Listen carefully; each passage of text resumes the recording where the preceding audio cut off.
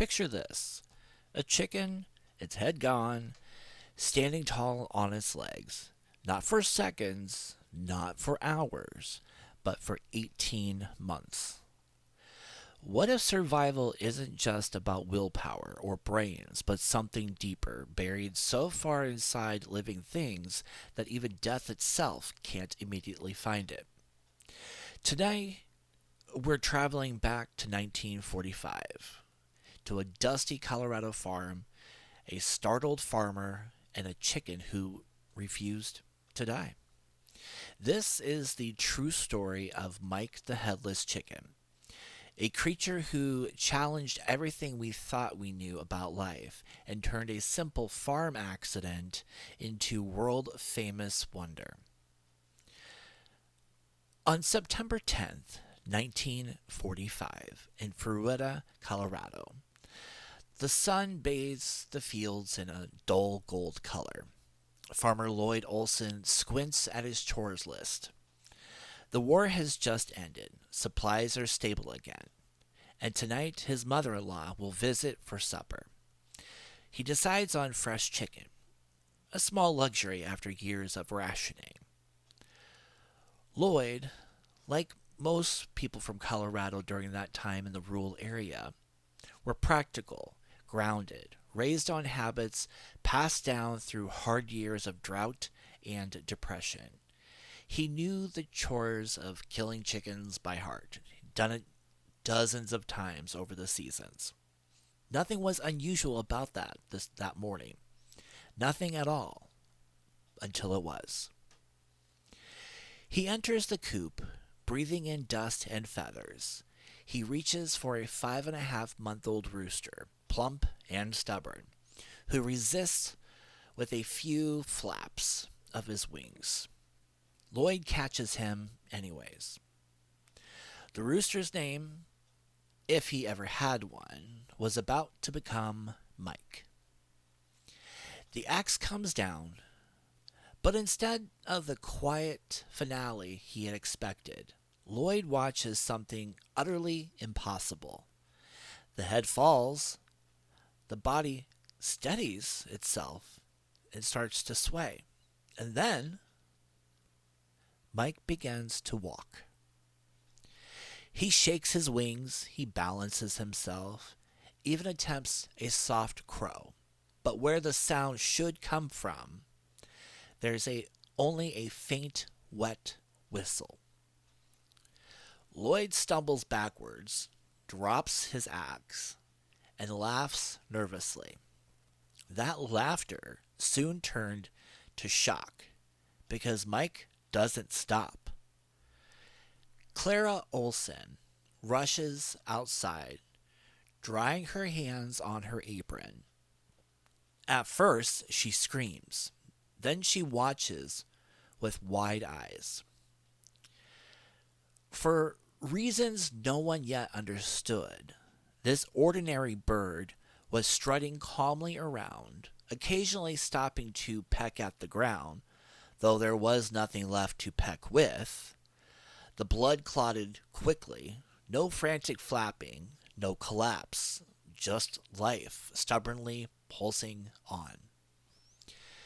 The Olsons decided to leave him overnight, mostly out of morbid curiosity. They expected him to be dead by sunrise. But instead, they discovered him perched inside the coop, balanced on one leg and breathing. Something inside Lloyd shifted. He can't bring himself to swing the axe again. Instead, he does the unthinkable. He decides to care for this bird.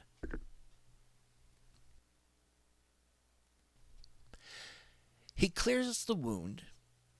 He feeds him drops of milk using an eyedropper, adds crushed corn grains, and to Lloyd's amazement, Mike swallows. Imagine that moment.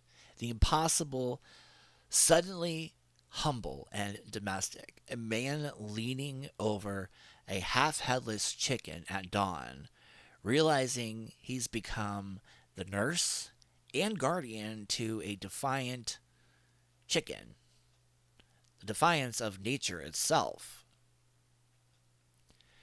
It doesn't take long for word to spread. Neighbors, then cousins, then the local Florida paper. Reporters show up expecting trickery and leaving whispers of disbelief. Some stories you just can't fake. This wasn't one of them. Mike didn't just move, he lived. They could see him with his chest rising and falling as he breathed. He would scratch his feathers, duck instantly if someone wanted a hand towards him or waved a hand towards him. Headless Chicken Defies Death was a headline that blared, and America, fresh off years of grief and uncertainty, wanted wonder like never before. For a short, strange moment, Mike was that wonder.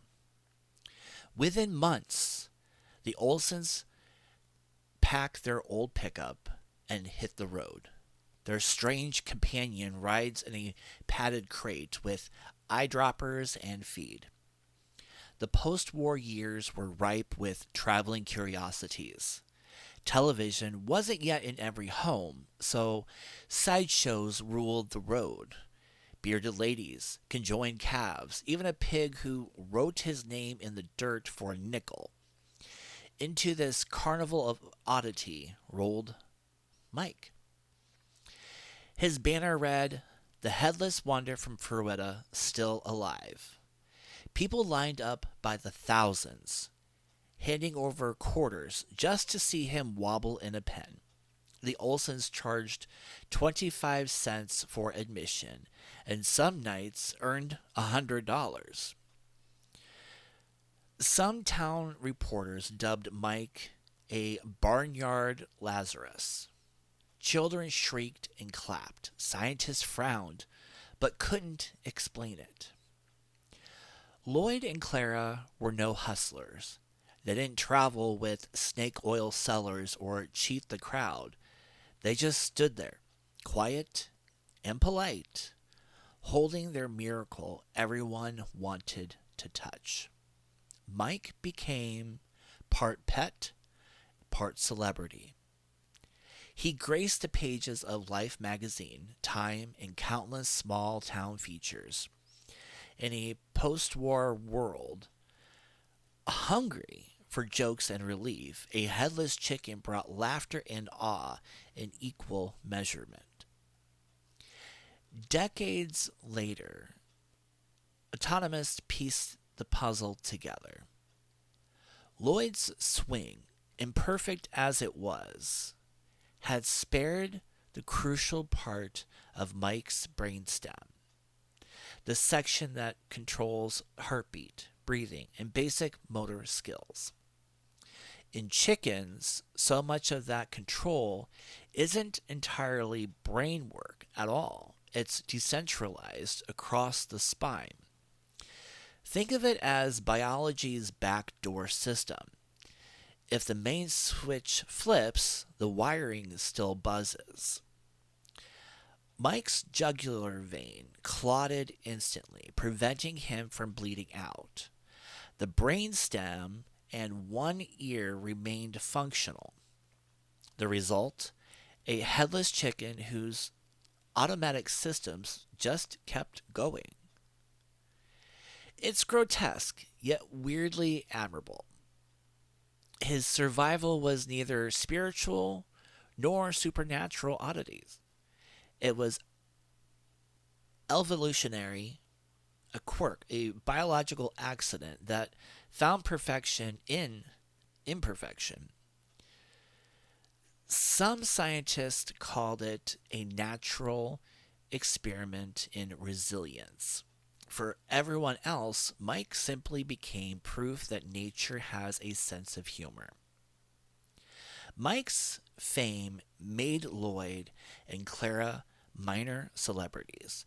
They earned enough to buy better equipment for their farm, travel across the states, and even hire a manager for booking tours. But they never treated Mike like a gimmick. They hand fed him daily, cleaned his wound, and rarely left him alone. In interviews, Lloyd's humility disarmed cynics. God meant to show something, he said quietly, and he just used my chicken to do it. Sometimes at night, Lloyd would sit with Mike perched on his knee, stroking his feathers. The head was gone, yes, but the memory of a living creature still remained. Mike's body would shuffle in recognition of his touch. Can you call that affection, instinct, habit? Whatever it was, it had a heart. On March 1947, a small motor lodge outside of Phoenix, Arizona, nearly 18 months since the day of the axe. The Olsons rode weary but proud. They settle in for the night. Mike, as usual, rests in a small crate beside them. In the early dark hours, a strange sound woke them. It was Mike choking softly. Lloyd scrambles for his feeding kit, but the eyedropper and syringe are left in the truck. By the time he returns, it was too late. Mike's body is motionless, his breathing gone. The chicken who survived the impossible, undone at last by something as ordinary as a mishap during feeding. 18 months of life without a head ended quietly, almost mercifully. For a while, Lloyd considered having Mike preserved for exhibition, but fame already felt muted before the beating pulse beside him.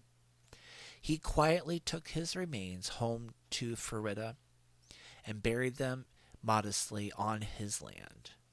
There was no need for a spectacle anymore. Today, Fruetta embraces Mike's memory with humor and pride, and every May, the Mike the Headless Chicken Festival fills its downtown streets. People dance, race in chicken runs, eat fried drumsticks, and toast to persistence over perfection. It's hard not to love the irony, how a headless chicken became the emblem of determination. The festival's motto says it best: be like Mike, don't quit. Locals tell visitors that Mike is proof life doesn't always need a clear head to move forward, and beneath the laughter and barbecue smoke, that morale hits softly and true. There is a bronze statue of Mike that now stands in downtown Florida. He perches high, plump and proud, forever craning invisible eyes toward the Colorado sky. Tourists take photos beside him, laughing mostly, until they read the inscription and realize it really happened. What is it about this story that still resonates? Maybe it's the absurdity of survival, life clinging on not because of will, but because it simply refuses to stop. In 1945, the world had learned too well that life could end cruelly and quickly. Cities burned, sons did not come home, certainties evaporated overnight. Against that backdrop, a story, no matter how small, odd, or trivial, about something surviving the impossible hit a nerve with everyone. Mike was a symbol that life, even blind and baffling, continues. And perhaps we saw him in a small, feathered version of ourselves, scared, incomplete, yet still upright. Sometimes hope doesn't sound noble. Sometimes it just scratches in the dirt, awkwardly alive. Social psychologists later observed that Americans humanized Mike almost instantly. They gave him intention, purpose, spirit. Culturally, it was easier to believe he chose to live than to accept the randomness could birth meaning. The Olsons, too, they framed his survival with faith. To them, that wasn't evolution, it was divine humor. Each feeding became a prayer, each heartbeat a sermon. And it underscores something timeless about humanity. We see stories where biology sees systems. We crave miracles because they remind us that control isn't everything. Modern science can now fully explain Mike's ordeal. Research in avian neurology shows that up to 80% of a chicken's sensory motor network, its control for walking, breathing, swallowing, resides not in the skull but in the neck and spinal column. So when that axe missed the brainstem and the jugular, the automatic systems just continued. What Lloyd Olson created by accident was a living experiment in neurology, more compelling than any laboratory could design. The fact that infection didn't take him immediately testifies to Lloyd's constant care. But even knowing the biological truth doesn't quite dim the glow of wonder. If anything, it amplifies it. The idea that our world hinges strange loopholes in its rules, and even every now and then, one proud little bird steps right through them. Over time, Mike the Headless Chicken became shorthand for persistence without direction, a metaphor used in politics, satire, even management theory. To be a headless chicken is to run aimlessly. Yet Mike did the opposite. He didn't flail, he endured. Perhaps that's why his story endures. It flips the meaning entirely. Mike's persistence suggests that maybe we don't always need perfect vision or purpose to keep moving. Sometimes life's only job is to continue and meaning catch up later. What fascinates me most isn't Mike's biology, it's Lloyd's humanity. Faced with something grotesque, he chose curiosity over cruelty. And instead of ending it, he chose to help it. That simple decision of compassion, where there could have been dismal, is what turned an accident into a legend. Because truly, miraculous stories aren't about the extraordinary itself, but how ordinary people respond to it. If you stand on Main Street in Fruetta at sunset, Bronze Mike catches the last light like molten gold. His legend is small town size, but globally recognized. A reminder that greatness doesn't always look graceful. We live in a world eager to separate the possible from the impossible. Yet stories like Mike's whisper that line between them in just a shadow we draw when we don't feel brave enough to believe. He was, after all, only a chicken, a humble creature meant for dinner, who became a global legend. But in the absurdity lies the beautiful truth. Life, when it chooses to persist, owes no one an explanation. So next time someone tells you that the odds are fatal, think of Mike. Think of heartbeat without a head and motion despite mutilation. Think of the sheer, pulsing refusal of nature to stop just because logic says it should. That's not a tragedy, that's triumph. This was Life After the Axe, an extraordinary true story of Mike the Headless Chicken. If you enjoy this tale of the impossible survival, please subscribe to our series for more stories that test the rules of life itself. Because the world's strangest truths often start in the simplest places: a barn, a field, and a swing that wasn't quite perfect. I'm John.